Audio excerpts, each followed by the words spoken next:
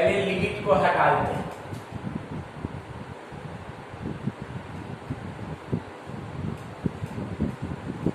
देख लीजिएगा, ठीक है।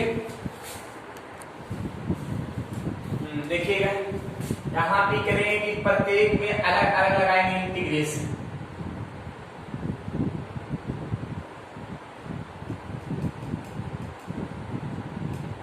प्रत्येक में अलग अलग लगा दिया इंटीग्रेशन,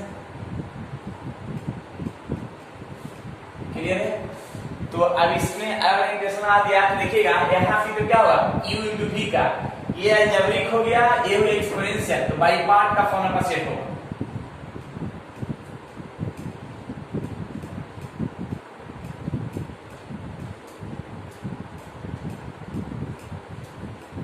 क्लियर है। और यहां भी तो डायरेक्ट है, साइन का इंटीग्रेशन माइनस कॉस और कोफिशिएंट जो है π/4 लिखा जाएगा। यहां तक तो कोई डाउट नहीं है। अब यहां भी क्या करेंगे, x है, e के पावर x का इंटीग्रेशन e के पावर x हो जाएगा, और इसका मान हो जाएगा ना e के पावर x का इंटीग्रेशन क्या हो गया e के पावर x, और ये dx है तो dx, यहाँ पे 4 पाई और cos πx/4, यहाँ तक तो क्लियर हो गया। और e के पावर x का इंटीग्रेशन e के पावर x हो गया 4 पाई, और यहाँ cos πx/4, ये तो रहा हमारा इंटीग्रेशन।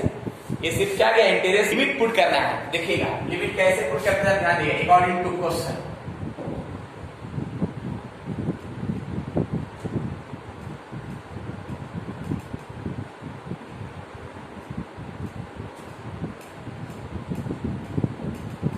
क्लियर है। तो इसमें में काम क्या कर सकते हैं कि प्रत्येक में अब जो है इसका इंटीग्रेशन देखिए यहाँ पे आ गया, तो यहाँ पे देखिएगा x e के पावर x माइनस e के पावर x 4 पाई cos πx/4, अपर और लोअर, एक बार अपर एक बार लोअर। तो एक बार हम क्या करेंगे कि अपर लिमिट पुट कर देंगे जहां जहां मेरा x है, देखिएगा जहां जहां मेरा x है अपर लिमिट पुट कर देंगे,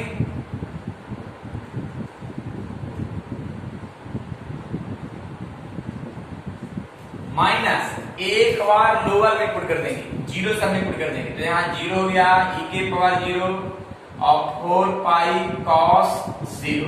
देख लीजिएगा इसका कंडीशन, आप एरो सेट कर सकते हैं। देखिएगा तो ये तो कैंसिल हो जाएगा, अब यहाँ पे आ जाएगा काट के 0 माइनस 4 पाई, अभी cos π/4, cos π/4 का मतलब हुआ cos 45/√2, क्लियर है।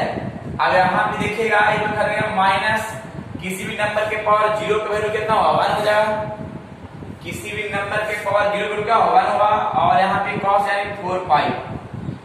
अब इसको देखिएगा यहाँ पे माइनस 4 π√2 और माइनस माइनस प्लस यहाँ पे 4 पाई, इतना लिख सकते हैं आंसर। तो दोनों से कॉमन भी कर सकते हैं, कॉमन करके वो भी लिख सकते हैं आंसर, ठीक है। देखिए कॉमन कर लेते हैं, 4 पाई कॉमन कर लेते हैं तो बचेगा कितना, इसमें 1 बचेगा और इसमें बचेगा 1 माइनस 1/√2 और प्लस 1 है तो 1, इतना आंसर लिख सकते हैं, ठीक है। कट रहा है तो इसको पूरा कर दे रहे हैं, ठीक है। चलिए तो अब तो यहाँ तक तो समझ में आ ही गया, वही कंप्लीट आंसर हो गया। तो यहाँ पे क्या है ना कि ये 2x + 3 है, a into DC of quality की क्वेश्चन, तो इसका डीसी कर देंगे तो क्या होगा 10x और 1 का 0 और प्लस b, ऐसे कर सकते हैं ना, ये रूल पढ़े होंगे ना, डिनोमिनेटर का डीसी करना है प्लस b, ये समझाया रूल कैसे हुआ, साइड में हम रूल लिख देते हैं। यहाँ पे रूल लिखे होंगे क्या कि px + q a into DC of quadratic equation plus b, ये रूल पढ़े थे, ये रूल पढ़े ना, तो उसी रूल से बना रहे हैं। देखिएगा तो यहाँ पे 2x + 3, यहाँ पे 10ax + b। अब यहाँ पे a और b का वैल्यू निकालने के लिए क्या कर रहे हैं, x का कोफिशिएंट दोनों तरफ से कॉमन कर लेते हैं, तो a बराबर आ जाएगा 1/5 और b बराबर आ जाएगा कितना जाएगा 3 आ जाएगा। यहाँ तक तो कोई डाउट नहीं है, क्लियर। अकॉर्डिंग टू क्वेश्चन में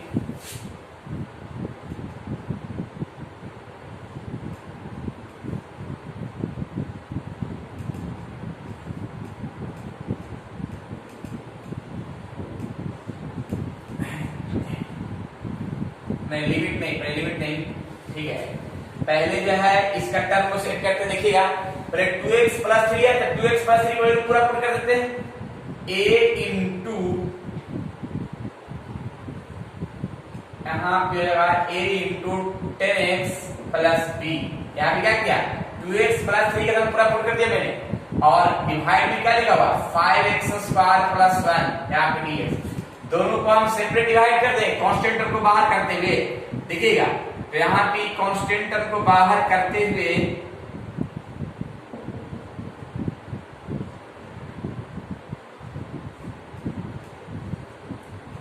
इस तरह से जो है ना कांस्टेंट टर्म को बाहर किया हुआ है और इस तरह से सेट कर दिया मैंने, ठीक है। अब इसके बाद देखिए 10 है, a का वैल्यू कितना पुट कर देंगे 5 बाई इतना, और यहाँ पे क्या करेंगे कि x है और यहाँ 5x square plus 1 dx, b का वैल्यू पुट कर देंगे 3 और यहाँ हो जाएगा 5x स्क्वायर प्लस 1 dx। अब इसको हम एक काम कर सकते हैं, इसको अलग मान लेते हैं, इसको मान लेते हैं i1, इसको मान लेते हैं क्या i2, और दोनों को अलग अलग करके सोल्व कर लेंगे, तो देखिएगा यहाँ पे काट साट क्या आ जाएगा 2 आ जाएगा, 5x स्क्वायर प्लस 1 यहाँ पे dx, देख रहे हैं। अब यहाँ पे नीचे वाला पार्ट को हम मान लेंगे z, देखिएगा मान z, तो यहाँ पे 5x स्क्वायर प्लस 1 z। अब इसका हम डिफरेंशिएट करते कितना हुआ, आएगा 10x और यहाँ dx और ये dz, 10 को हम डिवाइड नहीं कर सकते नहीं साइड, 10 डिवाइड में कर दिया गया। अब यहाँ पे टर्म को हम सेट कर लेते हैं, ये 2 है और इतना बराबर क्या हो जाएगा, देखिए इतना तो हो गया dz और dz बाई 10 तो बाहर कर देते हैं, ठीक है। तो जब बाहर कर देंगे तो यहाँ पे डायरेक्ट क्या लिख सकते हैं, देखिएगा यह जगह 1/5 और यहाँ पे log z, और z का वैल्यू पुट कर देंगे इतना डायरेक्ट। वीडियो क्लियर नहीं दिख रहा है वाला है। बाबू i1 का सॉल्यूशन 1/2 5x स्क्वायर प्लस 1, अब i2 जरा सॉल्यूशन करके देखिएगा, तो पहले हम अब इसको हम इंटीग्रेशन करते हैं, देखिएगा i2 मान लेते हैं, late i2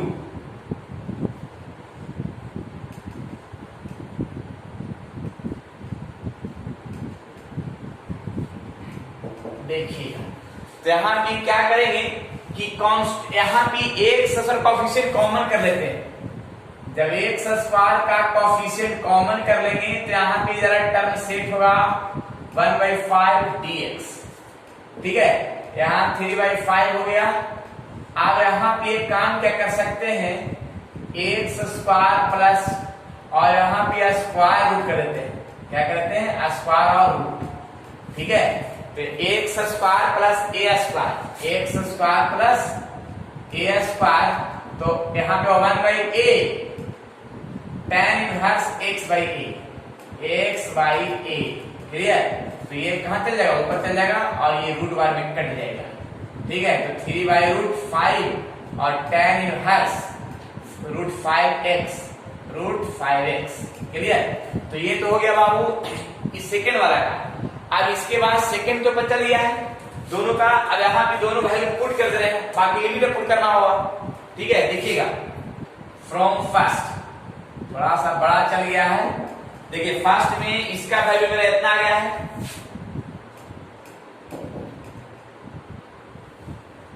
log 5x square plus 1, ये आ गया i1 का, ठीक है, i1 का, और ये i2 का देखिए यहाँ पे है plus 3/√5 tan inverse √5x, clear हो गया। तो ये याद रखिएगा, ये टर्म जो है अपर में पुट करेंगे ना, देखिए यहाँ पे कर देते हैं, एक बार अपर में 1 पुट करेंगे, देखिएगा 1/5 है log 5 प्लस 1 और 3/√5 tan इनवर्स √5, क्लियर है, और माइनस 0 पुट करेंगे, तो यहाँ पे 0 पुट करेंगे, तो यहाँ पे जब 0 पुट करेंगे तो क्या होगा 1/5 0, तो log 1 ना log 1 जीरो पुट करेंगे तो जीरो पुट करेंगे फिर tan 0 खत्म, यानी बचेगा क्या, ये भी जीरो। अब बाकी सोल्व कर लीजिए। यहाँ पे आएगा ना 1/5 log 6 और प्लस 3/√5 और tan इनवर्स √5। बाकी तो log में जीरो खत्म हो जाएगा, बाकी नहीं आंसर कर आ जाएगा और क्या, यही आंसर हो जाएगा। √5 है, यहाँ पे √5 है और यहाँ भी √5 है, ठीक है। चलिए तो ठीक है, इसकी देखिएगा। तो हम पहले इसका मान लेते हैं I बराबर इंटीग्रेशन रूट साइन 5 और कॉस के पावर 5 d5। क्लियर है। तो इसमें हम एक काम क्या कर सकते हैं, क्या कि अब ये जो कॉस के पावर जो 5 है उसको टर्म को पहले हम दो पार्ट में कर लेते हैं, ठीक है। देखिए कैसे करते हैं, दो पार्ट में करते हैं। इंटीग्रेशन रूट साइन 5 है और यहाँ पे कॉस के पावर 4 और यहाँ पे कॉस 5 है और ये d5 है। अब यहाँ d5 के स्थान के बगल d5 के साथ cos 5 है, तो cos 5 किसका डीसी होता है, sin 5 का। तो इधर सभी पार्ट काट दिए, साइन होना चाहिए। तो देखिएगा मेथड ऑफ सब्स्टिट्यूशन रूल पढ़ाया होगा, sin 5 है और यहाँ पे cos स्क्वायर का स्क्वायर लिख सकते हैं और यहाँ पे cos 5, यहाँ d5। यहाँ देखिएगा sin 5 तो है ही, इसको लिख सकते हैं 1 माइनस साइन स्क्वायर 5 और cos 5 और d5। यहां तक कोई डाउट है, जिसमें से आप देखिएगा मान लेते हैं लेट साइन 5 बराबर z मान लेते हैं। तो साइन का क्या हुआ, cos 5 d5 और dz। देखिएगा अब टर्म कंडीशन इजी बन रहा है, इसको स्थान पर हम z पुट कर दे रहे हैं। जहां मेरा साइन है यहाँ भी z हो जाएगा, स्क्वायर है और ये भी स्क्वायर है, पूरा पार्ट क्या हो गया dz। यहां तक तो कोई डाउट नहीं होना चाहिए। अब इसके बाद जरा देखिएगा क्या करेंगे, ये रूट z है। अब a माइनस बी का whole square, a square plus b square minus 2ab, जो यहां तक परफेक्ट है। प्रत्येक में लगाएंगे अलग अलग इंटीग्रेशन, देखिएगा। तो प्रत्येक में लगाएंगे क्या हुआ, रूट z के पावर 1/2 है और z के पावर ये 4 है और 1/2 मिलेगा, तो 4 प्लस 2 यानी 9/2 हो जाएगा और 2 है और z के पावर 2 यानी आ गया 5/2 हो जाएगा और ये हो गया इस तरह से। अब इसका इंटीग्रेशन कर लेते हैं, ठीक है। तो जो फ्रेश तो दिख ना रहा होगा, इंटीग्रेशन z के पावर 1/2 का इंटीग्रेशन, z के पावर 2 क्या हुआ, ये हो गया 3/2 और 3/2। फिर देखिए z के पावर 9/2 का इंटीग्रेशन हो गया 11/2 और 11/2। z के पावर 5/2 क्या हुआ 7/2 और 7/2। क्लियर है। ये सभी ट्रांसफर कहाँ हो जाएगा, ऊपर में हो जाएगा, ऊपर में हो जाएगा और z का वैल्यू पुट कर देंगे।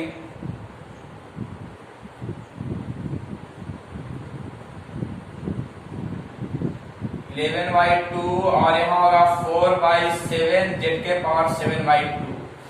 ये कर दिया गया यहाँ तक, प्लस सी, यहाँ प्लस सी लिखिएगा ना, प्लस सी आप लिख लीजिएगा, अभी से लिखवाइएगा प्लस सी। चलिए हो गया। अब z का वैल्यू पुट कर देना, z का वैल्यू कितना पुट करना, z का वैल्यू साइन 2/3 साइन के पावर 3/2 5, 2/11 साइन 11/2 5, 4/7 और साइन के पावर 7/2 5 प्लस सी। ये मैंने इंटीग्रेशन कर दिया है, ठीक है। ये इंटीग्रेशन कर दिया गया है जो अकॉर्डिंग टू क्वेश्चन से है। तो एक बार अपर एक बार लोअर पुट कर देते, देखिएगा 2/3। तो यहाँ पे एक बार अपर लिमिट पुट करेंगे π/2 तो साइन π/2 का वैल्यू क्या है, साइन 91 होगा। तो सिर्फ बचे कितना 2/3 प्लस 2/11 माइनस 4/7 हो गया माइनस। अब यहाँ पे सभी जीरो पुट करेंगे तो क्या होगा, सब जीरो। बाकी सोल्व करके कोई आंसर आ जाएगा, डायरेक्ट कर लीजिएगा। क्लियर? यही तो है, क्लियर है? बनाते हैं, बोलिएगा। इसमें पहले हम एक काम करेंगे, सब में अलग इंटरेस्ट लगा देंगे।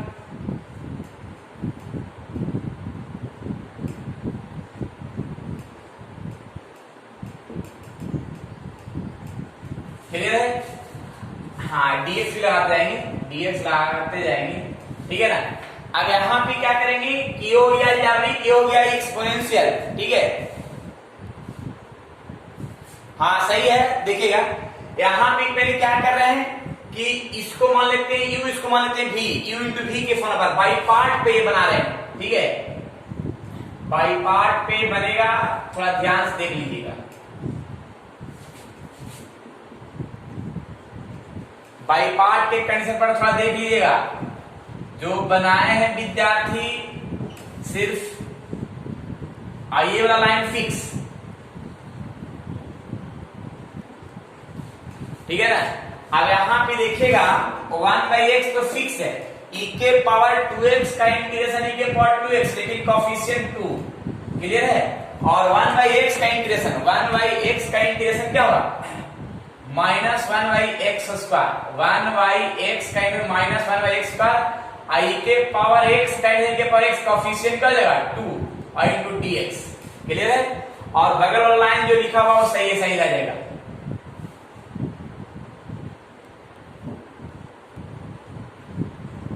क्लियर है। अब यहां पे एक काम क्या कर सकते देखिएगा, क्या कि 1 यहां पे 2x e के पावर 2x और माइनस माइनस कर देगा plus integration 1/2x square e के पावर 2x और ये dx, और बगल लाइन फिक्स रह जाएगा। देख रहे हैं नीतीश, सिर्फ हम यही पूछना चाह रहे थे कि कैसे बनाए हैं। अब देखिए ये वाला कैंसिल हो जाएगा, तो बचेगा सिर्फ ये वाला, यानी इंटीग्रेशन ये हो चुका है।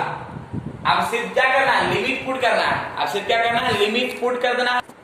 देखिएगा तो यहां पे लिमिट पुट करेंगे कैसे, अकॉर्डिंग टू क्वेश्चन। ये 2 है, यहाँ 1 है, 1/x है, 1/2x स्क्वायर है, e के पावर 2x है, इंटू dx है। तो इसका देखिएगा, इसका तो इंटीग्रेशन मैंने कर दिया है, इसका इंटीग्रेशन किया हुआ सामने फ्रेश, 1/x e के पावर 2x और अपर लोअर कर देते हैं।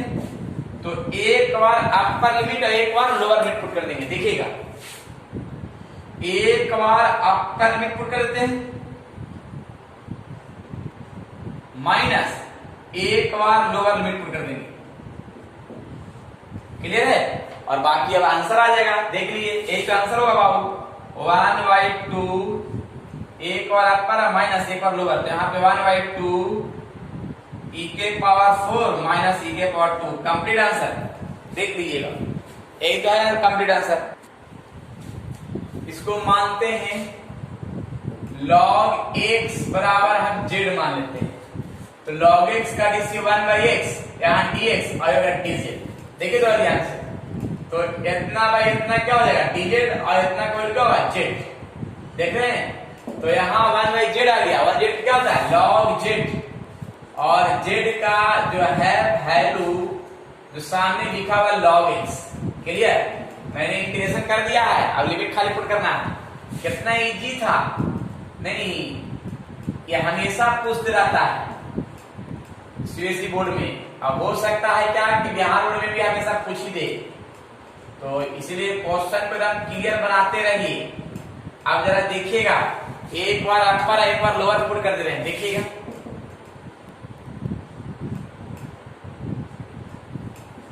Minus,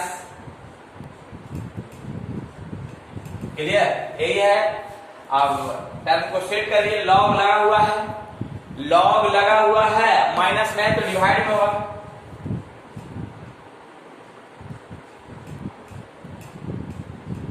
clear. अब ये भी हो सकता है क्या कि पावर में है तो पावर का पार्ट आगे आ जाएगा,